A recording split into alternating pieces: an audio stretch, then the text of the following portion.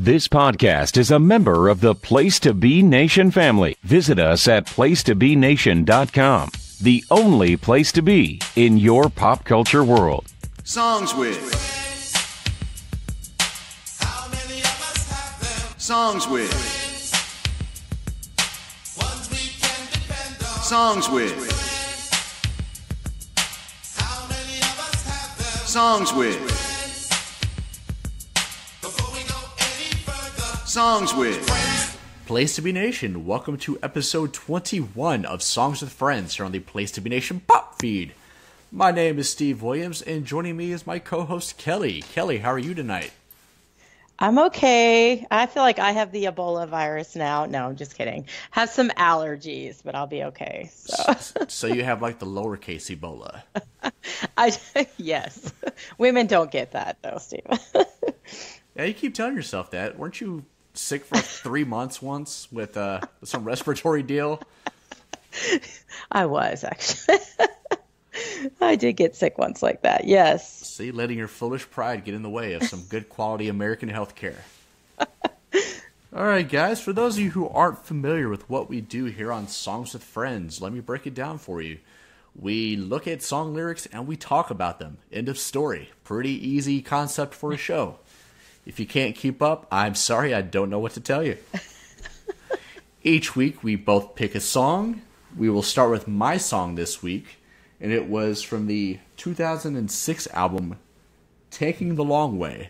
This is Not Ready to Make Nice by the Dixie Chicks. Now, those of you who know anything at all about me might be asking yourself, Steve, why are we talking about the Dixie Chicks? Let me tell you why. This isn't Earl Had to Die, Dixie Chicks. This is our fan base has shunned us, so we're going to come right back to the stage and say, fuck you, Dixie Chicks. Yes. For those of you who aren't familiar with this backstory, in 2003, right before the war in Iraq started, they did some interview where Natalie, the short little Dixie chick, the non-sister of the group, apparently went on the record as saying, "I'm ashamed the president is from Texas." Now, nowadays, that's a pretty benign statement in the land of Photoshop president memes that we see on both sides of politics. But in 2003, going to war, post 9/11, with the rather strongly conservative fan base that country music tends to attract, my God, you would have thought they said, "Fuck you, America." That's They were instantly shunned, boycotted. Radio stations that played the Dixie Chicks were boycotted. There were all kinds of angry Southern accents, grabbing pitchforks throughout the lower half of the Mason-Dixon line. yes. It got ugly fast. And this was their first big single after all that. Yeah. And you know what? Because this was my pick too, obviously. And my sister-in-law, and I love her, so I don't want to be, but she's a West Texas girl, and my brother, he started dating her, like he was dating her when this happened, and she came to visit us in Arizona, and she was like one of those people. It was like, I don't support the Dixie Chicks. I don't listen to them. I mean, I wouldn't think she was like burning CDs or anything, but I was like kind of shocked, because I was like, really? Just because they said that? But I mean, she's conservative in her views. George Bush, the whole Bush family is like king in Texas. You know what I mean? And so, I mean, she found it to be ultra offensive, and I didn't understand it. I still don't, but it was just crazy to me. Like, wow. And she was like, I don't listen to them just because of that. So. All right, to kind of put it in perspective just how ridiculous things got around this time, this is when there was a very strong outbreak. Or not outbreak, excuse me. Outbreak is what we have with our Ebola virus we're passing back and forth here. Outrage by Americans against France to the point where they were calling French fries freedom fries and like getting real worked up and excited about this. To the point where, I mean, it became comical. Yeah. So, yeah, you can only imagine what a strongly conservative Dixie chick saying that she's ashamed of the president. Oh man, it got all the panties up in a bunch. And like you said, today it's no big deal. Like, because I am not, country music's not my favorite, but there are several artists that I do like that I follow on Instagram or whatever that are very liberal and they're successful country musicians. And I think today it's less of a thing, like you said. I mean, it's like, it's not as big of a deal. But another thing, this was my MySpace song at one time, so I wanted you to know that. All right, I'm glad you said that. Because I don't know why this thought just occurred to me. Maybe 10 minutes before we started recording, I was going to ask you what your most prominent MySpace song was. Was it this? Seriously? I had this one, and I'm a very big fan of System of the Down, or was back then, BYOB. I had that song on there a lot. So those were like my two that stick out. I don't know if I actually tried to log into my MySpace a little bit ago before we got on here because I was like, and I know my username and password. I got in, but like the format was different and I didn't notice a song playing, but I could still see like my top 8 people and whatever. So I was on my phone, so kind of made me think, I don't know if they do that anymore with the music or if it would still be on there, but those were the two that I usually had. Yeah, my two that I remember were Kanye West and T-Pain, The Good Life. Oh. And Mace, Feels So Good. Wow. This would have been in like 2007-ish. Uh-huh. Actually, I first got a MySpace when I was training to wrestle. That was 2006. So yeah, that would have been the Mace song for sure, because Graduation wasn't out yet as an album. I think I had MySpace before that, but I could be wrong. I feel like I might have had it a few years before that. I know it was a thing as far back as 2004. That's what I was going to say. I'm guessing that's when I got it because I'm just kind of basing that when I had Zoe. So I think I did get one in 2004. You guys don't know the stress of having to pick your top 8 friends. Oh, yeah. It was a little bit easier back then because everyone wasn't on the internet. Yeah. But now, I'm nobody like on Twitter, and I have like 600 followers. Imagine having to pick just 8 of those. Oh man, you're gonna hurt somebody's feelings terribly. Yeah. Let's tell us who they would be. No, I'm just kidding. No, Kelly. I already know who they would be, I think, but I'm gonna keep that to myself. So now, even back then, I did because I was training to wrestle. I picked other people that were in my training class as like a way to promote them. I was married at the time, so my wife was the first one. And then there's just various other people who were wrestling with me. And even that caused a controversy because the woman that would go on to become Alicia Fox in WWE was one of those people I highlighted. And it turned into a fucking fiasco, let me tell you. Don't do that, guys. If you're married out there, don't highlight super hot, slender model chicks as your top 8 people. It's bad business. Yeah. It led to a fucking fight for the ages. You should have known better. Mine was too, my spouse at the time, and then I had very obvious 4 really close friends that I grew up with, so that I didn't feel bad about that. And then my brother and his wife. So like I didn't feel bad about any of that kind of stuff because I don't think anybody that saw it was like, oh, those are Kelly's top people. Yeah, that's right. So I never thought anything of it. All right. I think you could change it. They made it where eventually you could do like a top 16. I did. I had a top 32, and it still created issues. No way. I don't like that many people. Like, I couldn't do that. Another quick sidebar. I had this idea very early on that I was going to write a little blog entry about every one of my people on my friends list. And when I did this, I had like 35 friends. That's how small the internet was back then. Wow. And then within like 10 days of this project, it was up to 75. And I'm like, fuck this. I'm not writing about every one of these people. I don't even know half these people. Yeah. That's wild. Well, try to log into your MySpace if you can remember your... No, it was deleted years ago. Oh, you don't have it? No, my MySpace no longer exists. Oh, mine's here, and I got some good pictures on here too. So, well, you're going to have to send those. We will include that in the post of this episode. Very the various hairstyles of Kelly over the years, we're gonna pass on that game. Hey, if you guys want to see what Kelly looked like when All American Rejects was the big thing, we got you covered. Oh gosh. All right. That's awesome. Speaking of upsetting people, being excluded from your top 8 internet friends, that leads us to forgiveness, which leads us to the first opening lyrics here. All right, so it starts with forgive. Sounds good. Forget? I'm not sure that I could. They say time heals everything, but I'm still waiting. All right, like I said before, this was about 3 years after the controversy. The Dixie Chicks had pretty much gone away for a bit. And I listened to an interview with Natalie Maines, the lead singer of the Dixie Chicks. Actually, just this afternoon. It was a primetime special with, what's her name? Diane Sawyer? Yeah, I think it was. Who is a Louisville native. If you drive throughout Louisville, one of our buildings has a big-ass picture of Diane Sawyer just on one of the buildings. Oh. So that's a fun fact about my fair city. But they had said that their manager called them at first like, all right, people are pissed about this, but give it like 3 days, it'll blow over. And even Natalie's like, nope. No, it's not. We're fucked. It's not going to blow over. Yeah.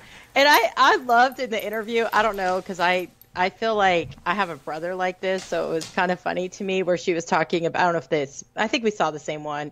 And she was talking about when she was little, like playing her piano, and her dad's like, stop. And she just keeps going and even has to have like that last, like the last word kind of thing. And I think that's just her personality. You know what I mean? So I don't think to them, they just figured she says shit like this all the time. What's the big deal? You know, maybe. I think those girls were a little disappointed in her, though. Did you get that vibe? Yeah, I was kind of in and out of the room. But Okay. I heard the one say that she gasped when Natalie said it. This is like, oh, that's just her. This is going to be okay. It was that meme with the dog sitting in the room on fire. Like, this is fine. This is going to be okay. This is going to be okay. So she said that time heals everything. It's been 3 years, and she is still waiting for her forgiveness. Yeah. And Well, and that's life, period. You know what I mean? Like, you can't. My little brother always talks to me about that. Like, you have to forgive things for like your own peace, you know, or your, you know, like your own heart or whatever, but you just should never forget what people do. You know, I can't, like, you know, that's just not my personality either. All right, she says, I'm through with doubt. There's nothing left for me to figure out. I've paid a price, and I'll keep paying. Oh, yeah. So she's acknowledging, look, you guys think I fucked up. You're going to think that. I've rode the bench for a while, but I'm ready to play again. If you guys are going to keep me mad at me, fine, but I'm just going to keep on making music, and you fuckers are going to keep on buying my 99-cent downloads, and that's just the way it's going to be. Well, I would be curious how much money they really lost. I mean, like, financially going through all of that, seriously. Because they were pretty in their prime, I would probably say, when it kind of happened. And then it was like they weren't around, and they had all kinds of, you know, hits and songs, and I felt they were very popular at that time, and I can't imagine how much money they had to lose. You know, I wonder if they were able to, like, if they got dropped by their record label or anything during this time. I saw an interview with them, if I had to guess, I'd say it was probably about 2000. With the three of them, it was right about the time that Earl Had to Die song was real big. Mm-hmm. So, you know, they were just all over the place. And the interviewer asked them, you know, what's it like, you know, being rich? And all three of them kind of laughed it off like, no, we don't even have $1 million in our bank account right now. So I can only imagine that they got a bad recording deal early on. Mm-hmm. And I wonder if, you know, they were able to restructure things later with this controversy to get a more favorable percentage. You know, in addition to them just having to go away due to the controversy, this was also about the time that that CD sales started to just go down on their own. So, you know, these things combined, I'm sure, really hit them in the pocketbook pretty severely. Yeah, yeah. To look at the acts of country music that did flourish during this time, this was when Toby Keith became all Mr. Put a Boot in Your Ass, it's the American Way guy. Yeah. Like, I'm sure he grabbed every dollar that the Dixie Chicks had to leave on the ground. Oh, and some. He was like, yeah, and I watched an interview that was kind of about their controversy against each other, you know, like things she said about him and he was saying about her. And he obviously won out in that time period. I mean, people really were drawn to the music that he came out with. I mean, how could you not? Because he sang about whiskey for his men and giving beer to his horses. I mean, that's top-notch artistry. Boot in your ass, Steve. Hey, shout out to my man Tommy, who a month or so back came up with the great question of wondering what Toby Keith's groupies look like, and led to some fantastic late-night Twitter discussion that I won't even get into here for fear of getting kicked off of the Place to Be Nation pop feed. Oh, man. All right, so then she continues with, I'm not ready to make nice. I'm not ready to back down. I'm still mad as hell, and I don't have time to go round and round and round. It's too late to make it right. I probably wouldn't if I could, because I'm mad as hell, can't bring myself to do what it is you think I should.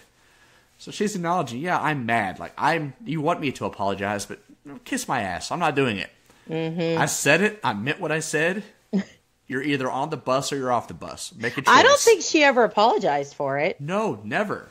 And I give her a lot of credit for that, because I think a lot of people would really try to backstep on something like that. You know what I mean? Try to make it seem less whatever. You know, she never was like, oops, sorry that I saw. Well, even when the other chicks are kind of looking at her like, Natalie, yes. I kind of like having money. Could you back up? She doubled down. Yeah. She put her nuts on the table. You know, I respect that. No, she's a total badass to me. And that's why I think I always liked this song, because I felt like she was still like, fuck you all. Like, I said what I said, and I don't regret it. And I think that's awesome. This is probably my favorite kind of part of the song here. She says, I know you said, why can't you just get over it? I turned my whole world around, and I kind of like it. Mm-hmm. Like, not only is she not apologizing, she's embracing her new role as the heel of Nashville. Yeah. She is Hulk Hogan in 1996, freshly turned, trash just falling all over the place. And the Hulkster was like, you know what? I'm just going to keep doing this interview, and you fuckers are going to learn to love it. And that's her at this point. She is Hulk Hogan joining the NWO. Yeah. Yeah. But sometimes that's how you got to be in life, you know? Like, well, I don't know. She's awesome. And like you even said, that video, right? Like, she looks pissed. Like, in the whole, I don't know. Like, her whole demeanor in that video is like, holy fuck, to me. And she's the maddest of all of them when she's, you know, in that video. It really starts right here at this part with I Made My Bed. For those of you who haven't seen this video, this is just like a close-up of her face. And she just kind of sings songy throughout, but then at this point, the tempo speeds up. And her facial expression, she is fired the hell up about this. She's like, all right, this is my chance. I've had this sitting in the pit of my stomach for 3 years. And I'm just going to let it all out right now, right here in front of you. And it's a fantastic look at her psyche. She said, I made my bed and I sleep like a baby. It's like, damn. I know, sorry. That's just like, wow. Like, yep, I did it. With no regrets, and I don't mind saying, it's a sad, sad story when a mother will teach her daughter that she ought to hate a perfect stranger. There was a lot of this. I have Muslim friends still, and they talk about the period post 9/11, where one of my best friends in the world is named Shahid. And he talks about how everything just changed. People looked at him completely different as of September 12th, 2001. And there was a lot of this, fucking go turn their country into a parking lot. We got to kill all the Muslims. You still see some of that to this day. Yeah. Like, it really gave racist people an excuse to be racist. Mm-hmm. Mm-hmm. Well, and Natalie is still like, she's on Twitter. She don't like Trump either. She doesn't back down about that. I just think now it's less of a thing, right? But she's like tweeted very much about, disliking him and the way that he talks about people, and it's okay, and country music still gives him a platform. I mean, she's still talking about that now, and I'm like, geez. Yeah, when your president is going on record as saying, we can't have bad hombres coming into our country. Yeah. What the fuck? This fear-mongering just does not help anything or anyone. Yes. Absolutely. All right, and how in the world can the words that I said send somebody so over the edge that they'd write me a letter saying I better shut up and sing or my life will be over. Like, she is getting death threats from former fans because she had the audacity to not agree with the President of the United States. Yeah. Whereas, not 5 years later, Ted Nugent was talking about making the president suck his gun. Yeah. And he's getting cheered for it. Yeah. Yeah. Times changed so drastically in such a short time. Well, they were playing like recordings. I think it was probably in that same interview, but they were playing like people calling into the radio station, basically just like bitching about them still playing their music. And they had people that were like, you know, outside breaking CDs and all this. And I'm like, oh my gosh, you know, and I mean, that just seems so wild to me. It's sad. Yeah, the lady that I listened to called in and said, well, I boycotted the Dixie Chicks and now I'm boycotting your radio station because you just played it. She said, well, it'll be the last time, ma'am, I assure you. Yeah, he was very he backed down about it. And I think that whole thing, I don't know. I feel like a lot of people want to tell like athletes and actors and actresses, just like people that are on that platform, like stay in their own lane in life. And I think it's bullshit because it's like if you have the ability to get information to the public or share your views, why shouldn't you? You know, and I feel like a lot of people kind of are like, we don't need opinions of celebrities. And it's like, Donald Trump's president now. That's fucking wild, you know? So it kills me when people are like, well, just sing. No one needs to know anything else from you. And it's like, that's bullshit to me. Absolutely. We just go back into a lot of the same lyrics. And then after getting herself so fired up, you know, she comes back to where we all started here with forgive. Sounds good. Forget. I'm not sure I could. They say time heals everything, but I'm still waiting. So I like that she opens and closes with this. Because she starts with, all right, this is the stance, this is what you expect of me. And then she spends 3 minutes building a case of why she will not back down. Like, yeah, I could forgive and forget, but you know, you people are literally threatening my life. So fuck off. Yeah. I am what I am. Take it or leave it. Yeah. Yeah. And that's the whole thing of the concept of like racism is taught and your children being terrible people. You know what I mean? It's just like what we're doing as parents, that those parents that were basically telling their kids to write letters like that. Oh my gosh. Can you imagine what kind of adults they are right now? Like, that's crazy. I don't know why you want to be like that, but yeah, I'm just now seeing that Rick Rubin was a producer on this song, and that makes so much sense. Yes. Because it sounds completely different from anything they did before that. And Rick Rubin is my all-time favorite producer. So this explains why this is the first Dixie Chick song that I liked. I meant to mention that because I thought you would think that was cool. I saw that earlier. All right. That was the first Dixie Chick song that you liked? And maybe the only? You know, I couldn't tell you the song I've heard since then. That Earl Had to Die song I thought was just fucking dog shit, atrocious. And it made me not like other stuff they did. Yeah, no, that's horrible. I'm not into that either. But they had a bunch of, well, I don't know. I feel like they've had a bunch of songs that I know, but I get it. The Earl song is kind of, I was going to read through them, but let's not. We can go on. Okay. They did do a cover of Landslide. Yeah, I heard that, and that was the only version of Landslide that I had access to for a long time. So I learned to appreciate that, but yeah, it's not really my thing. I much prefer the Fleetwood Mac. The only version that you had? Whatever music streaming or download service I was using didn't have the original. Yeah. Yeah, no, I'm with you. I mean, Fleetwood Mac always wins, but there's some covers that I'm like, I can live with, and I think they did a pretty good job on that. So. All right. Well, that wraps us up for the first part of our show. Now we will move on to Kelly's pick. She picked from the 1991 album Nevermind. This is On a Plane by Nirvana. Kelly, why did you pick this song? Oh my gosh, 1991. We're old, Kelly. Just embrace it. I'm old.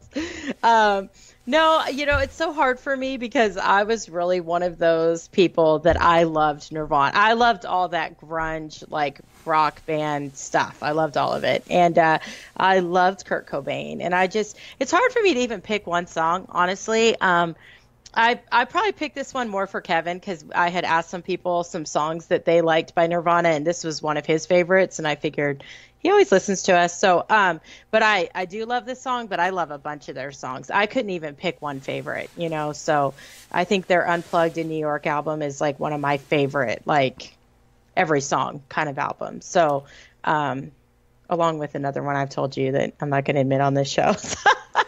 All right. A full album. Shout out to Kevin, because after listening to last week's show, he said that his big takeaway is that I am Bradley Cooper and you're Lady Gaga. That is the only time in my life I'm going to be compared with Bradley Cooper for anything. So I'll take it. Thank you, Kevin. Yes, thank you. Thank you. Well, did you like Nirvana? You know, I did. I just didn't. I'm a tad younger than you. I know. I was 12 when Kurt died. Oh, yeah. So, yeah. Okay. So, yeah, I hadn't yet got angsty enough to appreciate it at the time. Yeah. And a lot of their, like, you know, obviously, I love the energy of Smells Like Teen Spirit. Just for pure, unbridled vibe. Like, there's nothing like that song. Yeah. But I very much related to the Weird Al parody, where at one point he just says, garble, nardles house, you know, with all these marbles in my mouth. You know, that's how a lot of Kurt's stuff felt to me. Yeah. Like, clearly the guy has something to say, but I'll be damned if I can understand a bit of it. Yeah. Yeah. That's what this song is. I mean, I don't know what it was. I think, like, back then I always would read lyrics, like if the CD had them in there. You know, not all of them would have them. And, but I always really was drawn to him. And I, you know, reading a lot of it now, I'm like, I don't know what the hell. And Teen Spirit, that's like the big one, you know, and that was probably what I should have picked. But I just figured we'll go off the edge a little bit. So, yeah, and I used to listen to Heart Shaped Box a lot in my middle school years. So you were 12 when he died? So were you like in 8th grade, 7th grade? The end of 7th grade. The end of 7th grade. Yeah, that's kind of like, yeah, because I was in high school, so. I can remember the end of 6th grade. My goodness. I can remember my buddy that was a year older, like, being real sad about it. I'm like, oh, yeah, that guy with the green shirt. You know? That sucks. What's on TV, you know? Yeah. Meant very little. Well, back then, too, we weren't hit with this, like, social media constant. You know what I mean? It wasn't like if you heard about something, you weren't going to get on Twitter and hear about it for 3 days or whatever. You know what I mean? So it was kind of like, I felt like you could kind of like, out of sight, out of mind more back then, in my opinion. So yeah, you know, you had to turn to MTV and have Kurt Loder tell you what was going on. Yes. Kurt Loder and Tabitha Soren, who I was tweeting back and forth with a while back. She did not respond to my request, though. God bless her. Well, still waiting on the scoop, Tabitha, if you're out there. She's busy. Well, and I had like. Also, Todd Weber says hi if you're listening. He's in for it. Like, I really did love them, and I remember a friend of mine like gave me this book one time, and it was like, I think it was called Journals, and it was like just all of his. It was like a bunch of his personal journals in this book that were printed. And I felt like, because I liked him so much and respected him so much, like I couldn't even like really look at that book because I felt like it was so like, I don't know, like I keep journals and I wouldn't want them published and put out in the world if I died, you know? I mean, I just would. So it's like I never even really looked through it because I felt like it was like, so it was just, I thought it was horrible to even put those out there. I don't know. It's kind of weird. I just want to clarify that we're talking about Kurt Cobain's journals and not Kurt Loder's journals. Yes. I might read Kurt Loder, so just kidding. Okay. Yes. We Can Rock, the journals of Kurt Loder. That might be kind of interesting. Yeah, that guy's been around forever. He wrote for Rolling Stone years ago. I bet he's seen some shit. Yeah. Yeah, no. Oh, for sure. For sure. Okay, so we'll get started. And then he starts, you know, it starts off with, I'll start this off without any words. I got so high that I scratched till I bled. And so I was going to say, I feel like this is a lot of his music. It's like, what are you talking about? Like, no, seriously. So it's like, you know, when you read this, it's like, what is he even talking about? You know? And I mean, and then the high thing, it just kind of makes me think, I mean, obviously he did drugs, you know? So of course you're thinking, you know, it makes me actually think of someone doing like heroin or, you know, that's kind of scratching on themselves. But it's like, I don't know sometimes if he even could put into words what he was trying to put into his music. It's so bizarre. Yeah, I'm very much a mental image kind of guy. And I just picture this guy alone in his room, so high he can't even talk, just absent-mindedly scratching. Yes. And looking down and realizing, oh no, I've bled on my corduroys. Yeah. What can I do? Yeah. Nothing. So then we have the next part. It's, I love myself better than you. I know it's wrong, so what should I do?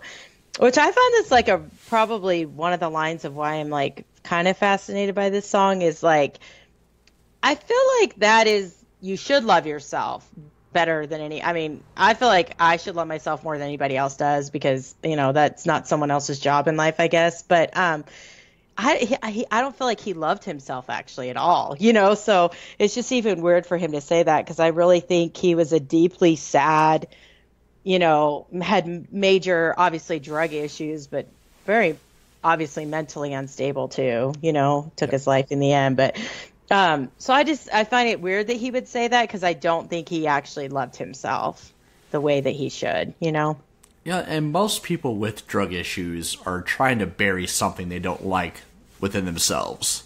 Yeah. Either an experience or something just within them as a person that they're trying to get away from. Mm-hmm. And another aspect of artistry and songwriting is oftentimes it may not necessarily be talking about the way things are, but the way they want to be. Like, it'd be great if I loved myself more than I loved you, Courtney Love, sitting in the corner with a needle sticking out of your arm. Oh my God. Allegedly. What a train wreck for him. For them both. He had the wrong woman. Yes. That's the worst thing that could have happened to him was to have another addict like her, a person like her. I'm sorry, I feel bad saying that, but them together, it's like that meme that was going around a few months back of the guy trying to pour gasoline on a fire in his backyard. Yes. And he just turns too abruptly, and all of a sudden the whole backyard's on fire. Yes. That's them trying to help each other out. Yes. Yes. Full scorched earth. Yeah, and I can't, my brother that is a drug addict, it's like he spent a long period of his life, well, I don't know, I guess maybe 8 years. He was in a relationship that was like healthy, and this woman was not an addict, but she's very much into music like he is. And so I thought when he was with her, it was very positive because he wasn't drawn to that side of his life. I think she helped keep him clean, and not that was her job, but she did do that for him. And but it's like somehow I feel like he gravitates normally towards people that are going to enable his lifestyle, and and that's just normal because people don't want to be around people that are telling them that they shouldn't be shooting drugs in their arms most of the time. They want to be around other people that are going to do it with them. It's very sad. Yeah, I can't remember if I've said this on the air, and I apologize if I have. Working in mental health for as long as I have, like literally my entire adult life, the recidivism, the number of repeat admissions you get for substance abuse is so much higher than most healthcare. And a lot of that is because even under the best of circumstances, if you take somebody, you get them clean, you get them focused, you're going to release them back into the world and the environment they know on their own. Their entire social system is built around other people who use and who enable. Mm-hmm. So they end up falling back into the same patterns. Yeah. You almost have to literally do a Fresh Prince of Bel-Air, where you pick them up, you take them across country, you move them in with a judge. Yeah. And, things will work out. Yeah. It takes a very, very, very strong person to be able to successfully complete treatment and change everything around them and stay clean. Mm-hmm. No, it does. Sounds like my parents were horrible or something. But my oldest brother had, drug issues as well. And he moved across the country because he was like, I'll never get out of, when you live where everybody does the drug that you want or the people that you had in your life, he couldn't just move neighborhoods. He was like, I have to move across the country, and that's what it took for him. And I respect that a lot about him for doing that and sticking to it, because a lot of people, they're going to go back to what's easy, so sad stuff. When you say substance abuse, you mean all the drugs, like alcohol? Like, do you think one's worse? I think the harder As far drugs, as, like, well, typically, like alcoholics, typically aren't hanging out with pastors. yeah, They have drinking buddies. yeah, And for the drinking buddy, maybe alcohol, maybe it's not a problem. Maybe it's just something they do on Fridays. But if that's what your whole system is around, hey, let's meet up at the bar, that buddy's still going to want to go to the bar. And if you can't go because that's your trigger, Yeah. your choice is either be alone or go to that bar and be social. yeah, yeah. It's older now. I'm sure you haven't seen it. I don't mean that like as a snotty, I'm sure you haven't seen it, That's how it sounded. It did. Go ahead. No. But 15 years ago, there's a fantastic WWE DVD put out about Eddie Guerrero, who at the time was still alive. But he talked very frankly on this thing about addiction, how he didn't recognize himself as an alcoholic. He knew he had other problems, and he was out of rehab and decided one night, let's go have a glass of wine with dinner. That's a normal thing. I can have a glass of wine. I'm an adult. And next thing he knows, there's 8 shots lined up in front of him. And he slams every one of them. And before he knows what's going on, he wakes up in a jail cell because he has wrecked into the front of his gated community because he was drunk driving. Oh gosh. And yeah. it took that for him to finally admit to himself that he could never have a drink again. Yeah. And I could see that. And I feel like, I don't know why, but I feel like alcohol, I know more people in my life that are impacted nowadays more by an alcoholic than like when I was growing up, where I grew up, a lot of people did crystal meth. So like it was cheap and, kids could really purchase it and it wasn't as expensive as like cocaine or other drugs. But but as I get older, people I know that are married to people, it's usually alcohol. And I think alcohol kind of gives this false of like, it's legal. So people, you'll see women joke around like, I drink 3 bottles of wine. And you're like, every day, like, that's kind of not good, but it's more socially acceptable, I think, than if somebody was like, oh, I I smoke crystal meth. People are going to be way more offended by that. But they're both horrible, and it's a hard thing to live with and stop. So. Very sad. Okay, I'm going to move on. Okay. Okay, so we got the finest day that I ever had was when I learned to cry on command. And I was like, man, that's super fucked up. But I guess it's just, to me, I'm taking that like when you learn how to get your way in life, is what it means. Not maybe that you're going to cry on demand, but God, I feel like I trash my brothers a lot on here, and they're not bad. 2 wonderful brothers. But my one brother, it's like we never really – I felt like he always knew how to, like, turn on the sympathy or get people to, like, feel for him. And it's like I think when he discovered that in life, he has always used that to his benefit. And I feel like he'll always do that, And it's not always by, like, actually crying. It's just different things that he will do to get his way, Now, how many brothers do you have? 3. God damn it, I knew it. What? Oh, you said I have 2 wonderful brothers. Oh, shit. But this third one, oh boy. He doesn't listen, so it's okay. That may be my favorite moment of the show now. And it's not, I feel bad. No, he's actually maybe not a bad brother, but he's a very challenging person, and I cannot tolerate it. This is horrible. I'm a bad person. Right. I'm a bad person. I'm going to move on from that. But, yeah, I think you nailed it here Thanks for pointing that out, Steve. Hey. A part of that was that as long as we've known each other, I've never been too sure how many brothers you have. I just chose a piss poor time to clarify. All right. I think you nailed it with it being not an expression of emotion, but a manipulation. I hadn't thought of it like this listening to the song earlier. But yeah, this is very much a drug addict learning their way in life. Learning how to cry on command, learning how to evoke sympathy from people who I'm obviously in an unsympathetic situation. Most people will say that I've brought this upon myself, being hooked on drugs, and that getting a fix is not necessary. But if I cry, if I make you feel something for me, maybe you'll get me what I want. Mm-hmm. Yeah, and you could see this on I used to watch Intervention like crazy. And you'll see the way that these addicts manipulate their family members. Like, you're like, oh my gosh, these people are doing the craziest they're doing this crazy stuff, and then they're convincing people that like they're okay and it's okay to give them money, or and they almost like, if you don't give me money, I'm going to go pimp myself. So would you rather me do that, or would you rather give me money? And you're like, oh my gosh, you know what I mean? It's just very manipulative. All right. Do you think that the guy in Abducted in Plain Sight shed one tear before he got his buddy to jerk him off in the front seat of that car? Stop it. No. Do you think that's what happened? I don't think he shed a tear. I don't know. That was the most messed up thing I've ever watched in my whole life. I swear. Right. I want to know. Yeah, this was the 70s. This is well before Viagra was a thing. How did he get himself aroused on command in the car with his buddy as they're going for a drive? Yeah. That's pretty wild.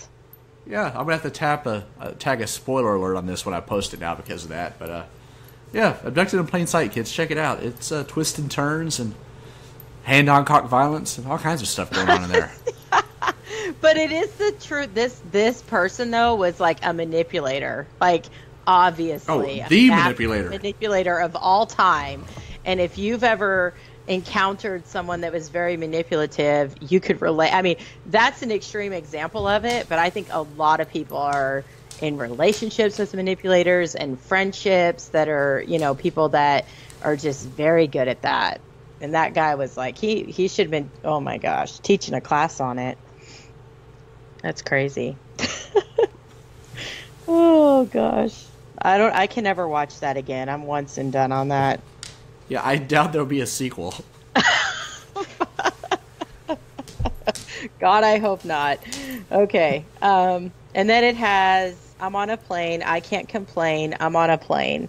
So, I don't know. It's just, to me, I guess I just think about this, like, for some reason, I'm thinking about when you're high on whatever it is in life, and then you're just, like, at that point where you feel good. Like, nothing, I'm sure, I don't even know, I guess, if he did heroin, I'm assuming, what other drugs. But, anyone I know that's ever done that drug, the way they've explained it to me is like, there's just this perfect feeling that you feel when you initially do it. And it's just, you're a perfect high feeling, I guess. And I don't think I could appreciate that because I have control issues. But, when you're there, it feels perfect. And so I just think that for him, when he's there, that, he feels normal maybe, or that's when he feels best. Yeah, I picture being on a plane as a giant, flat, green, grassy area, sun shining, a little bit of a breeze going. That's what I'm picturing here. So, that's his happy place is when he's high. Yeah. It's just the most relaxing thing he can think of. I'm on a plane, I can't complain. Mm-hmm. Yeah. Well, and he probably was like, obviously he probably had mental health issues, like, who knows? I don't want to guess, but I mean, he probably needed medication. And I know that back then that was even less of a thing, I feel like. When I was growing up, I didn't feel like I knew a lot of people that took medication for things as of today. Like today, kids are on like ADHD medicine, and, there's all kinds of, if you have a mental illness of some kind, you could get medicine for it. But back then I didn't feel like that was such a thing or as popular, as it is today. I feel like we're more aware. Yeah, I think the stigma is not nearly what it was 25 years ago. Yeah. Yeah, exactly. And then this one I don't really know, because my mother died every night. It's safe to say, don't quote me on that. And I don't know, is the airplane flying over your house? No, my furnace kicked on. Just kidding. No, so on that, like, that you can't hear it now. It just kicked off. Just kicked off. But I don't know. I was thinking about that. Like, I wondered if his mom was like an abusive relationship. I don't really know because that just seems random to me. But I was just thinking like maybe, you know, he didn't grow up obviously maybe in a good home life. Maybe his mom was abused or not treated well, and that's why he's saying that. But this part I don't really have a lot to add. What you got? I attach this to the learning to cry on command. Like, he learned how to manipulate his mother. Like, she knows he has this addiction, but addicts don't care who they hurt. They're going to do what they're going to do regardless because the fix is the most important thing to them. So that's saying his mom died every time, you know, emotionally, that she knew he was out there getting fucked up. Like, he broke her heart so many times. But then there's a seed of doubt. You know, it's safe to say, but don't quote me on that. Like, does she really care? You know, I like to think my mom was hurt that I was doing this, but, you know, maybe she didn't really care all that much. Maybe she had her own shit she was going through. Yeah, that's true. Well, and sometimes, like, some people raise their kids in an environment where they're doing this stuff with them. Yes. You know, when I was growing up, I remember that I had friends when we were young that would like smoke weed with their parents. And I remember thinking like, well, that's crazy, you know, or like cigarettes, just like sitting there like 15, 16, smoking in front of their parents. And I'm like, whoa, you know what I mean? But that's to some parents, I feel like they think, well, this is good. Like, I always feel like you should want better for your kids. You know, like I smoked when I was younger.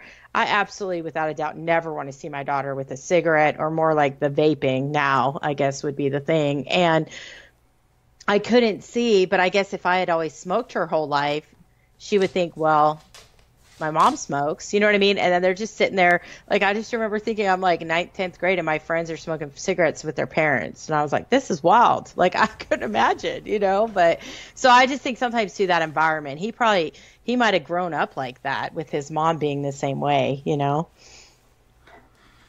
Could be. We don't know. Could be. We don't know. He's not here. I should have read that journals. I don't have a Ouija board. I can't ask him. Stop it. Have you used one of those before? No, because I'm an adult. I meant like when you were a kid. No, because I would have pissed my pants. Yeah. Me too. Oh, shit. Okay, so he has... All right, WrestleMania weekend, me, you, and JT are going to get a Ouija board out. Oh, my God. And we're going to film this. No. I'm the biggest wimp ever. Oh, in fact, we can do it live on Jenny's drive-in freak-out show. I will not be watching whatever we're watching. I'm very much a wimp. Oh, gosh. Maybe Jenny should have me I should get on that show with Jenny and watch a scary movie. I'll probably be crying by the time it's over. So. We can do like Justin did and he picked a Hulk Hogan movie. Oh, he did? Yeah. Yeah, that's probably what I would have to. There's some scary movies I can do. There's some, but not that many. Okay, so I have the black sheep got blackmailed again. Forgot to put on the zip code. Like what? I don't get this. These are the lyrics of a very high man. Yeah, so I was like, he was just like, I'm going to say whatever I'm going to say. Fuck it. So then we have somewhere I have heard this before, in a dream of memory restored. As a defense, I'm neutered and spayed. What the hell am I trying to say? And that's just really it. Like, it's just like... Yeah, what the hell are you trying to say, Kurt? He doesn't know. You know, but it did make me think, like, sometimes don't you have something where you are like, I swear I've been through this before, or it's like a flashback kind of... Have you ever have that, like, deja vu feeling in life? All right, here's the scene. Kurt Cobain is wearing his cardigan, sitting on a beanbag chair, writing out these lyrics. Courtney Love has brought him some scrambled eggs and some toast that is burned again because she won't fucking fix the setting on the toaster. She gets high and she forgets every time. He's stressed. He's having to scrape the burned part off the toast. You know, it's a whole fucking ordeal. Yeah. It's getting kind of late in the morning. So late that he hasn't even realized that it's now 11:50 and the Showcase Showdown's about to hit on The Price is Right. So he's just like, fuck, I've been here before. Like, I live this every day of my life because I married this woman who doesn't know shit about anything. And then I'm sitting here stoned, so stoned I can't move and make the toast myself. I don't know if it's fucking butter or country crock, or I can't believe it's not butter. And then he's like, what am I going to do to finish this song out? And then Bob Barker gets on there and gives the speech. Don't forget to spay and neuter your pets. He said, that's it, my creativity. It's spayed and neutered. Write it down in my ballpoint pen. Bitch, I'm out. Give it to the record company. It is really the only logical explanation, to be honest. It is. And then he sat there stoned and watched the 12 o'clock news. It's the good life. Dave Gosh. Grohl came over with his Nintendo. They played some Excite Bike. It was a cool afternoon. It's a good afternoon. Oh, so now it is now time to make it unclear, to write off lines that don't make sense, which I think is like, I don't know what the fuck I'm saying. I mean, it's crazy that this actually made it to like an album, you know? It's crazy. At this point, what he's done is Dave is there with the Nintendo. And he's like, you know what, Dave? I'm so high right now. I'm pretty sure this song's fucked. And he's telling Dave to edit it for him, but instead of editing, Dave Grohl just writes down the instructions.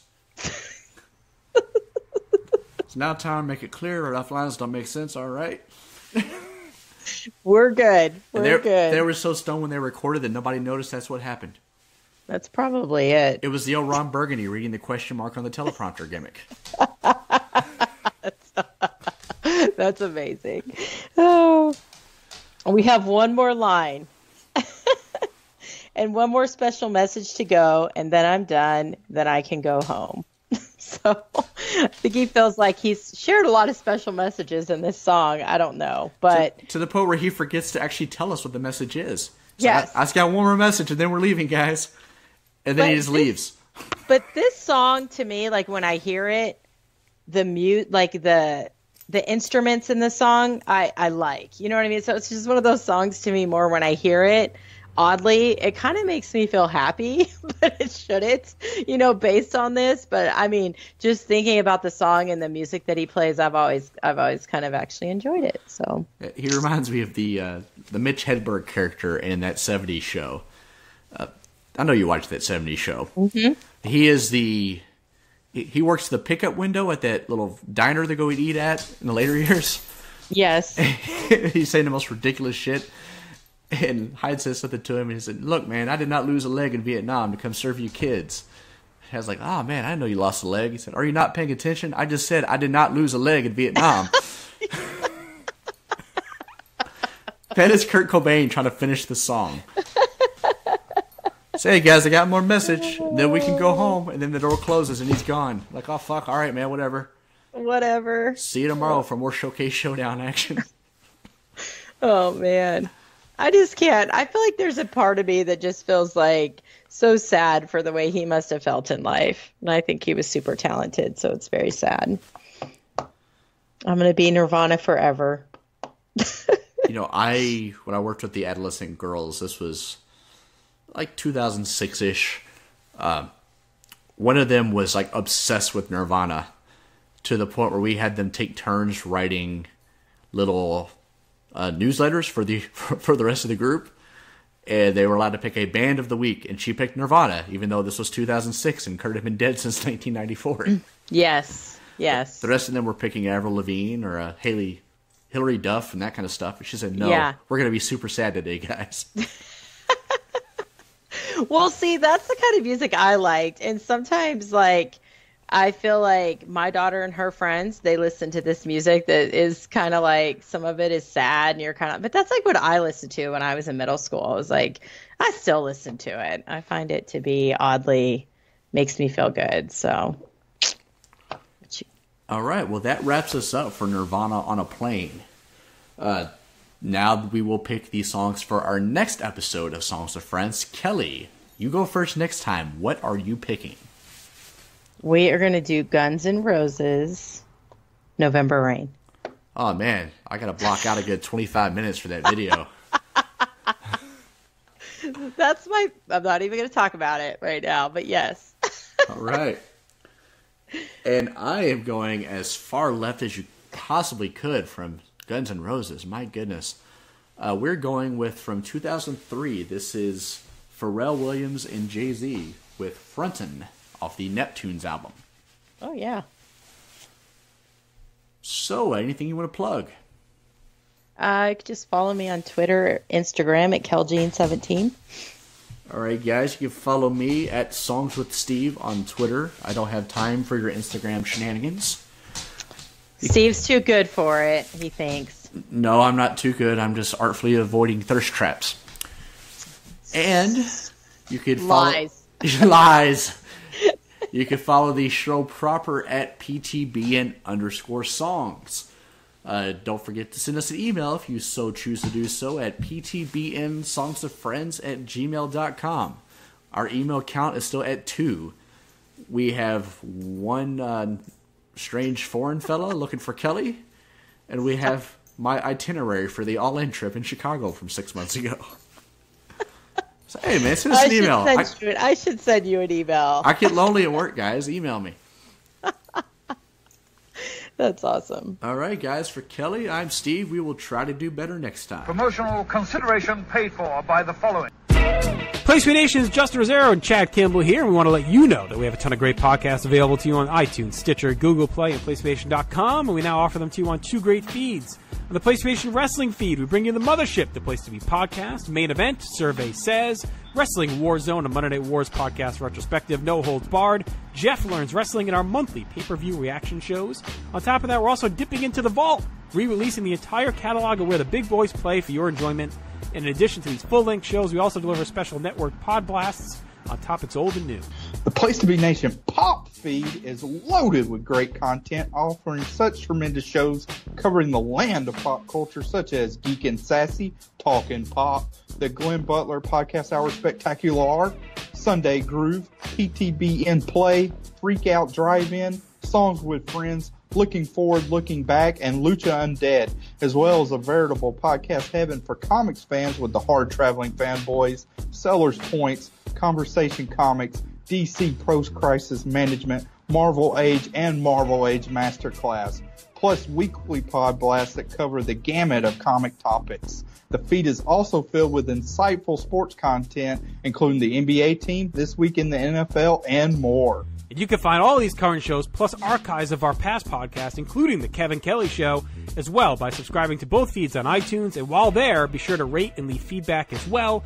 All of these shows, plus others available at PlayStation.com. We cover pro wrestling, sports, movies, comics, in-depth stretch projects, and more. Be sure to support our site by using PlayStation.com/Amazon while doing your online shopping. And download our free PTB Vintage Vault Refresh ebooks via the links on our site. We also want to thank our friends at Boneheads Wing Bar, ProWrestlingOnly.com, and TheHistoryOfWrestling.com. Be sure to follow us on Facebook, Twitter, Instagram, and Tumblr as well. PlayStation.com, the only place to be in your pop culture world.